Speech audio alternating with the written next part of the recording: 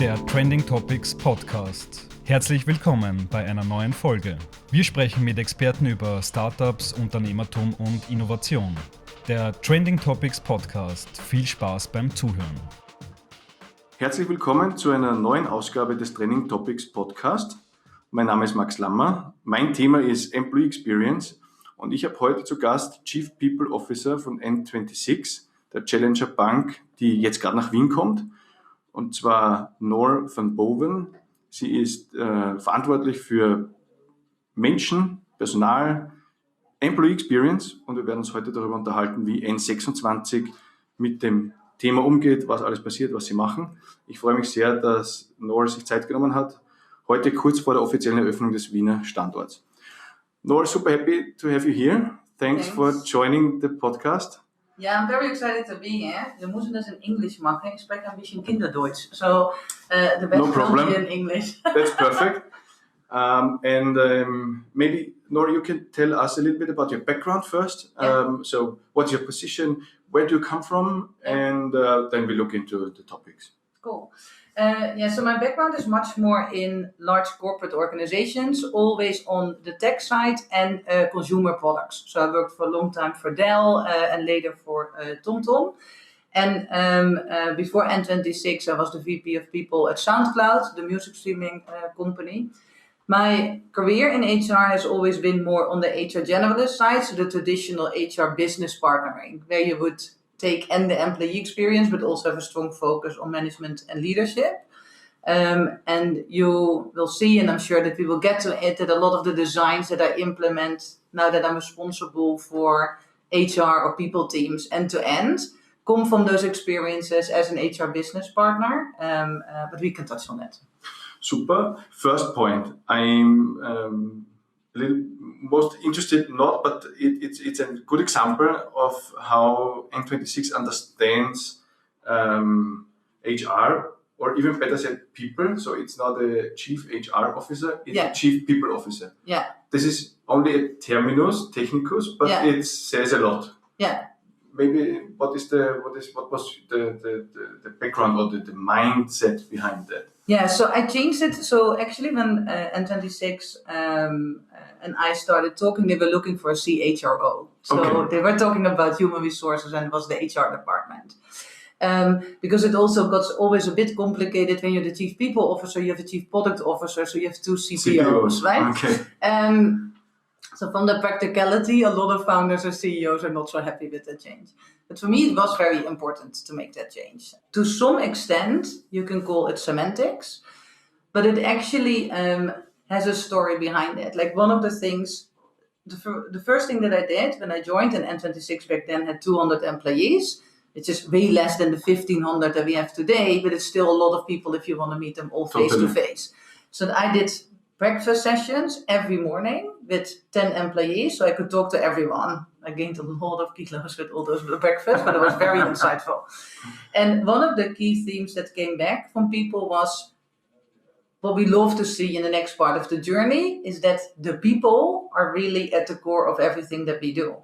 Okay. And everyone in the leadership meeting were also talking about the people. So making that shift from human resources as just a resource, like finances are a resource or tools are a resource, and making the shift to say, no, it's the people department to acknowledge that human-centric, you are the people in my title, but also in the naming of our department, and any communication that we do around this is more than just symbolism. It underlines a shift that we made as an organization. Then the backing from C-level and from the other leaders or managers. From the founders. Yeah. From the founders, of course, and also from department heads, etc. How was it easy to get this backing or this understanding, the support for? Okay, now it's really human centricity, and we're talking about people and not human resource. Yeah, that's a really good question, actually. Because of course not. I could now say, yes, it was so easy, everyone embraced it. You always get some people who love it and go on the change journey with you. Some people are a bit skeptical. Do we need now this new terminology? Is finance going to be called the money department, etc.? Right? So I got all the comments. But one of the things that was very important, also for me, the reason to join N26, was that Max and Valentin, our founders, said, we started N26 because we had our ambition to really build out an amazing consumer product. And now that we are on this journey of success, we found ourselves to have a second ambition, and the one ambition supports the other, but it are two separate ambitions, and this is super important in my opinion, is that they also want to be a top recognized employer. And that's a different ambition, right? That's true. So you need at the core that the founders, tonight we have the opening of the Vienna office, I want them to stand there and be proud when people tell them, we love working at your company. Right? It emotionally should trigger them. Yeah. And that is not with all leaders the case, right? But they very deliberately made that decision. And that really helped embedding this story, because with them becoming conscious of that second ambition and starting to translate that as well, and in the organization and in the executive team, this shift fitted a larger change journey that we were going through that was very much supported, of course, by the entire executive team. So the argument on the one hand side is, of course, really caring about people. Yeah. On the other hand, understanding that good employee experience makes better customer experience. Would you say this is true? Well, people build great products, right? And people are the core of great organizations. So that's absolutely true. Like, you cannot go through it if there's not an excellent employee experience. I can even make another correlation to it. Just one thing to come back on the people. I truly believe that people who work in an HR department that's called an HR department also put people at the core of what it is, right? But it's one of those elements that help your change journey to really put it on the agenda. Employee experience, for me, is at the core of everything that you do. If you are going to an aggressive growth journey that we are onto, so we are conquering new countries, we are growing very, very fast, and that demands a lot of the organization. We are really going to hypergrowth. So you need a very resilient organization that can handle that speed of the journey and change.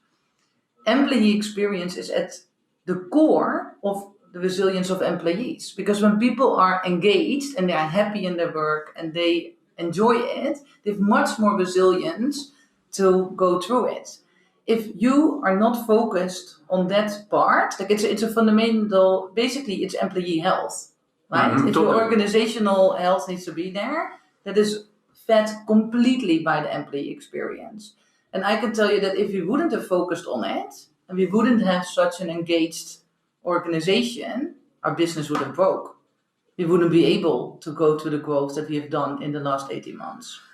So, how do you design employee experience? Most companies I understood or saw are maybe not on the right way or with the right perspective. But a lot of companies are thinking about engagement and making experience is having fruits and free drinks and some table soccer and things like that. But we all know that's not really. It does not matter, right? Yeah. So. How do you design employee experience? Where is the focus of employee experience, and how is your approach of designing employee experience? So one of the things that we realized very early on was that the challenge that we had with a fast-growing organization, because we were, maybe it's good to set a little bit of context. When you are going to hypergrowth, you have to imagine that we really accelerated our employee growth when we were with about 400 people. And in a year, we went from 400 to 1,500. And that means that on an employee base of 400 people, you're onboarding 150 people per month. So that's 75 every 2 weeks. Yeah. Just going to the core of the physical employee experience, every 2 weeks, there is this new group of people who are asking, where's the toilet? What's this document about? Who's that contact person? I need a pen, right? And it settles down after 2 weeks. And everyone is like, okay, stabilize. And then the next wave comes in, and the next wave comes in, and the next wave, and it never stops. True. Because it's our reality. Yeah. So what we realized was like, how can we provide a high employee experience when people are already physically distracted every day? Then you don't even get to something else, right? And we recognized that our product and our customer organizations were having the same challenge with the customer experience under that massive growth as we had as an employee experience. So we sat together and basically copied the product and customer approach to our employee experience. And we did it in two things. So the first thing was we designed an employer vision. So you will recognize from most product companies that companies have a product vision. That's not a roadmap. It's an outlook of what we aspire our product to be in the future. Vision, perspective. Yeah, it's long-term, it's directional, it's a North Star, right? And we did that as also for an employer vision. So we have an idea of like how in the future it will look like. And it has all kinds of examples in it that we might never do. But directionally, it gives a very strong perspective on how we want to experience the way. And then the next step that we did is we mapped out the employee journeys. So very similar to customer journeys, we worked with employee journeys. So basically you map out every interaction that there is, right, from an employee. And then we basically categorize them in two categories. One are transactional journeys. You have them a lot, especially from people team. And the other one are experiential journeys. And transactional journeys are very often quite straightforward and one-sided. And what we aspire to do is make it seamless, smooth, of course with a high bias for digital, and really driven by the employee. So they should not distract people. That's basically it. And most of our transactional journeys form also the roadmap of our digital employee experience roadmap. The experiential journeys, there we have a different aim. Like here we want to excite and inspire. So these are the things that are the moments that matter, that are high touch. They're not coming from the employee. You can surprise the employee with it, right? Like it's a much more two-sided experience. And by mapping that out, you also keep yourself very honest. Where are we putting our efforts in? Right? Is it all on the transactional stuff or is it more on the experiential stuff? Because you need to make sure that the transactional stuff, basically there's very little to gain from transactional activities. True that, yeah. But they're really strong detractors when you don't make it a seamless experience, right? And the impact of your experiential journeys will only be amplified if you make the transactional journeys really seamless. So an example is if you are at home with your partner and you want to book. So in my dream, this is my future dream. I will give you an example of what's in the vision. And we already have parts of this. You have an N26 banking app where you do your banking, and you will have an N26 employer app. And all the transactional journeys you do in the app at the moment that you want it. So if you are in a bar with a friend and you're thinking, and you work at N26, and you think, hey, this is a great person. I want to refer that person. You do that immediately in the app. And you're having a good conversation with your brother, and he gives you insights, and you think, that's actually really good thought for my development plan. You plop it immediately in your development plan. You're sitting on the couch with your partner, you immediately book your holidays. And everything is seamless in the back end. It will go to all the different systems that your organization does. Like everything is a natural and organic journey for you whenever you want it, right? You will have a Slack bot if you have questions, like you're not stuck somewhere in the black box of an HR email inbox somewhere where no one knows who's behind it and if it's even being checked. And experiential journeys are the different moments where you don't expect it, right? So it's when you get a promotion, or that we recognize spontaneously in your development journey that we followed your development so strongly in your whole journey that we at one point say, without you even being conscious about it, hey, you've reached the next level, we're going to celebrate it now.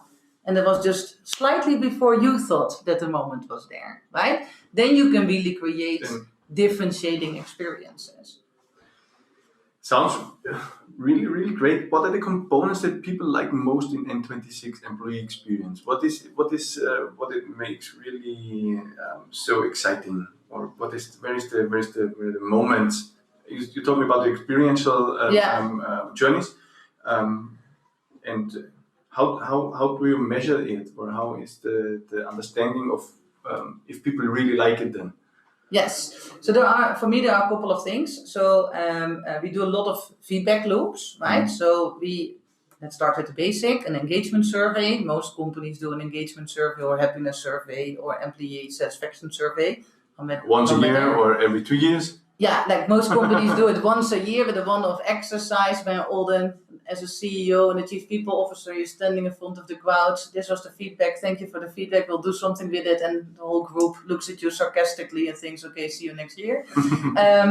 We do it slightly different. So we changed it to a quarterly survey where we ask the engagement questions quarterly. So we really have a trend based on how happy or unhappy are our employees.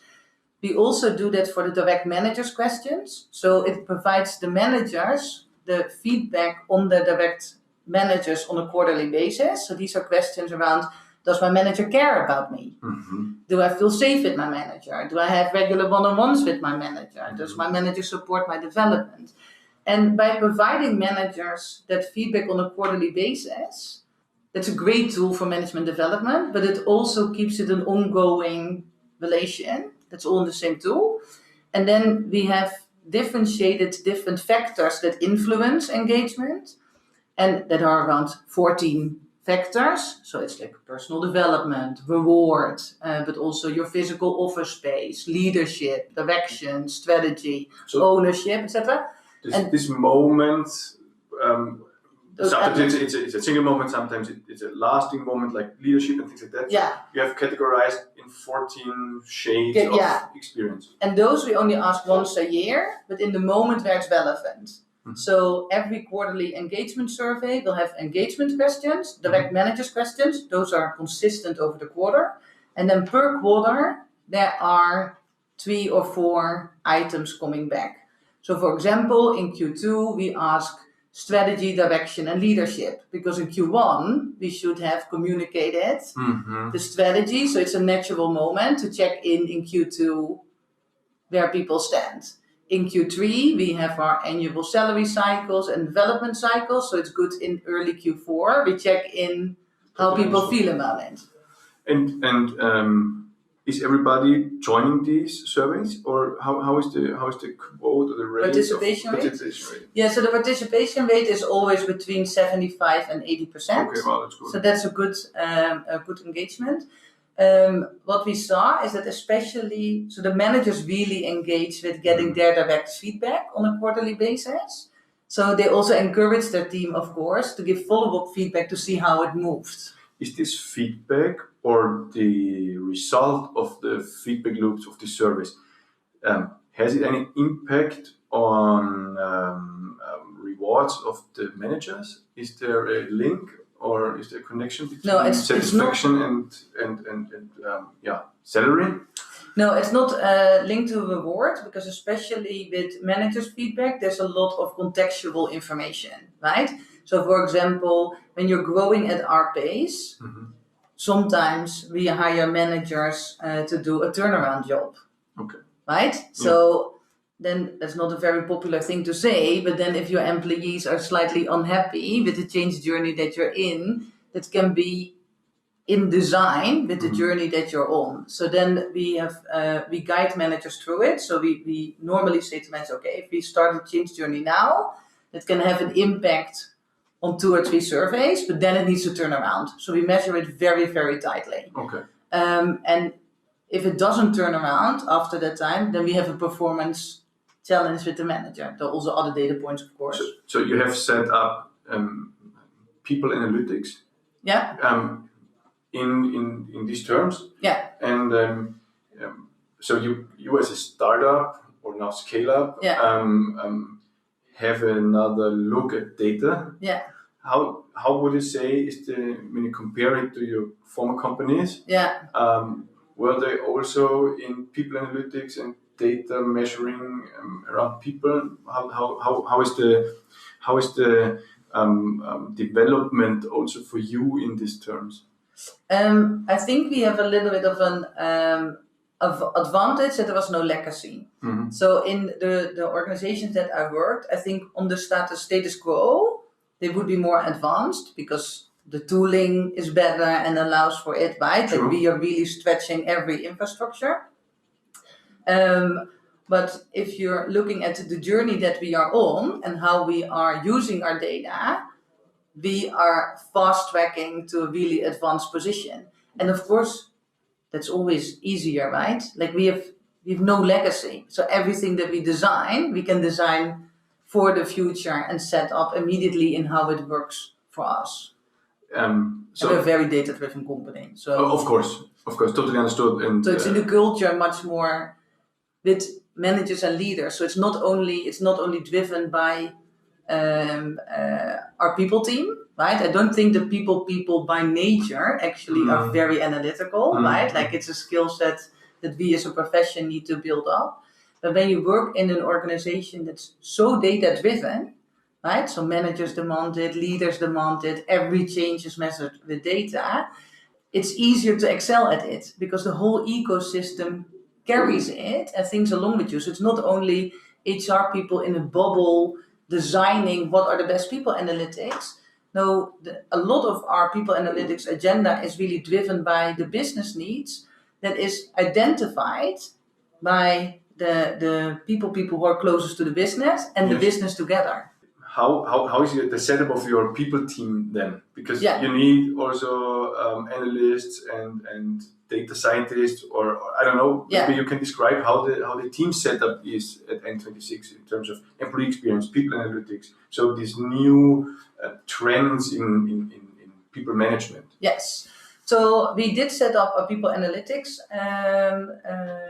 role in our team, and we've just recently moved that to the data team.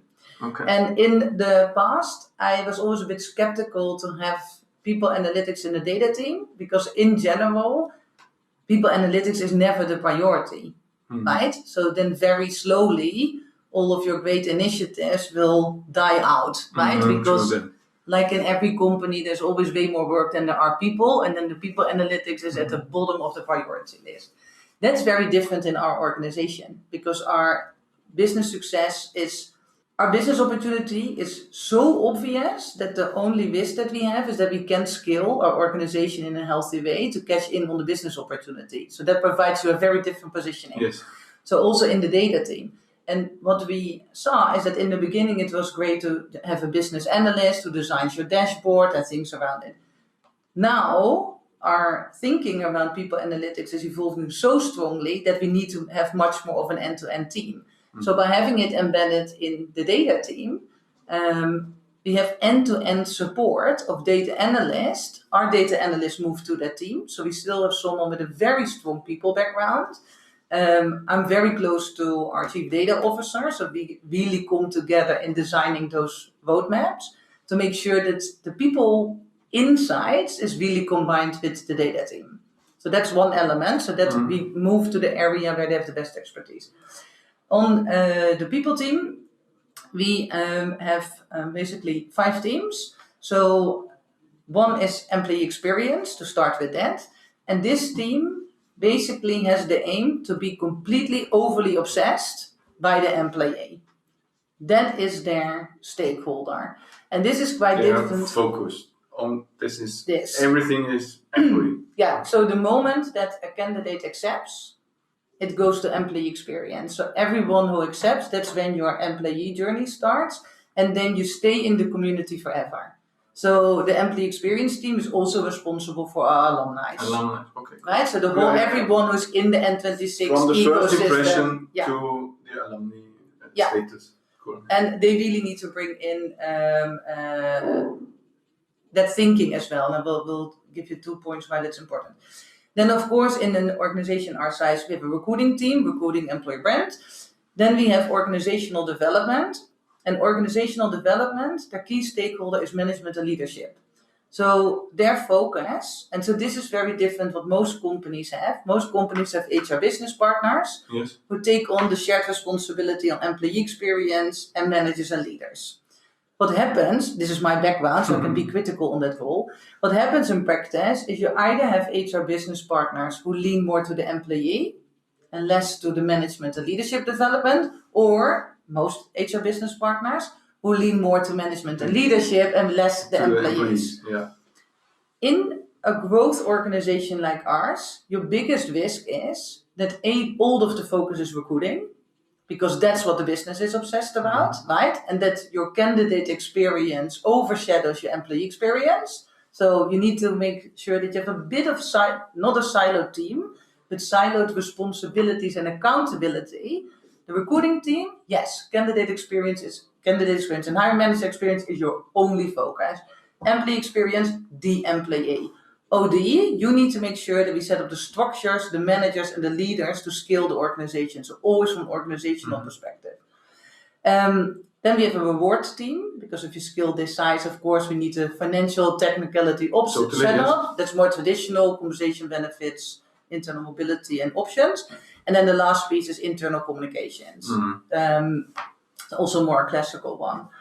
But I think the setup of between employee experience and OD is slightly different. Totally interesting, yes. Cool. And how does the employee experience team designs the experience for their stakeholders? So how do you differentiate between the different moments that matter and also things like is there something to design leadership approach and things like that? Yeah.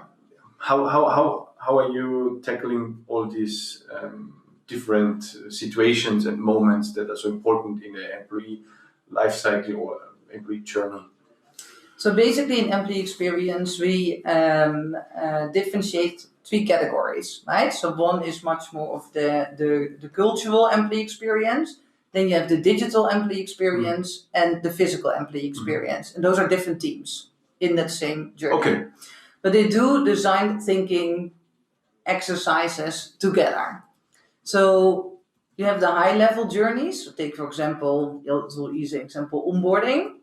Then they will have done a full day workshop where they map out basically the whole onboarding experience, what are the subcategories, and then below it, what are all the interactions that you can imagine. So the interactions today and the future interactions that you could imagine. So these are loads of workshops, right? And we in general, we really like not reinventing the wheel. So we always include an agile coach, someone from tech, someone from the design team to help us doing the design thinking workshop. And then map it all out. And then what I said before, we will categorize what are transactional journeys and what are experiential journeys. I totally understood about how you set up your team, that you're focusing and looking into a lot of feedback and reviews and measuring and better understanding what people really want, how you design employee experience. Maybe for coming to an end or coming back to how is your best advice to change from this typical traditional HR understanding or people understanding to this employee experience approach? What is necessary? What are the steps to take? Just do it and don't make it too complex. I think that the biggest challenge that we have as HR people is that when we think about change, and it's because we guide the company through it, and we are saying every day to managers and leaders, change is very important, take it step by step, really think it through. That's great business, but please make sure that it always stays dark under the lighthouse. Just do it. Just start. Don't over-engineer how you're going to do the process, right? Do you want to experiment with design thinking? Just take one process, take onboarding and start working with it and see if it works for you, right?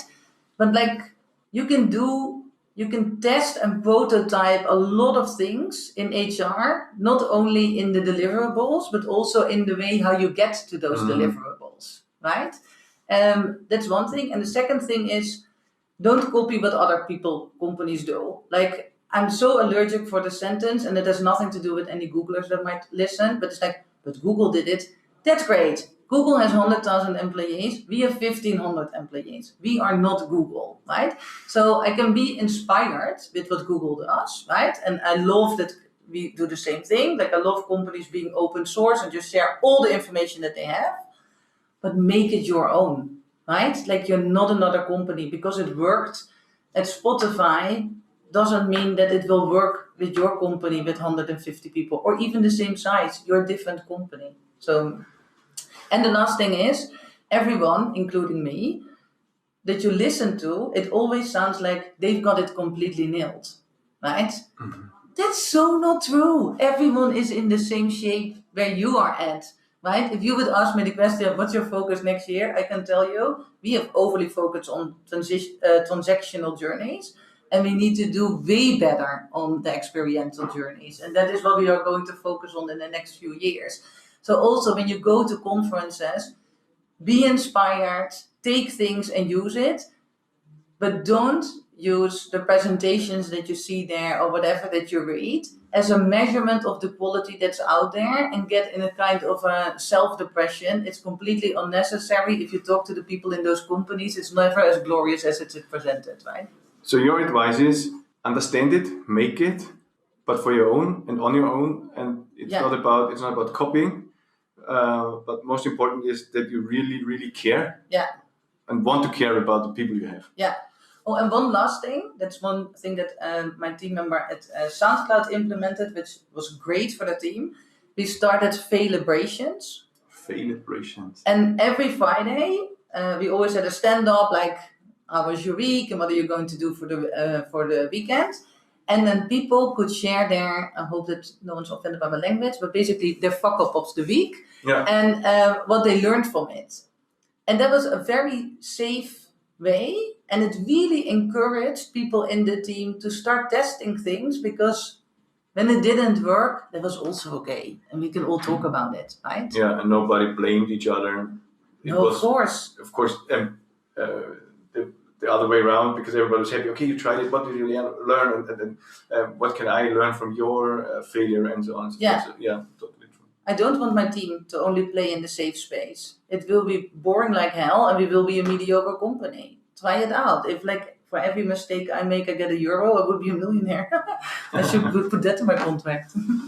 Noor, I thank you very, very much for your insights, for all the experience you shared with us. Thank you so much, Max. I really appreciate the invite.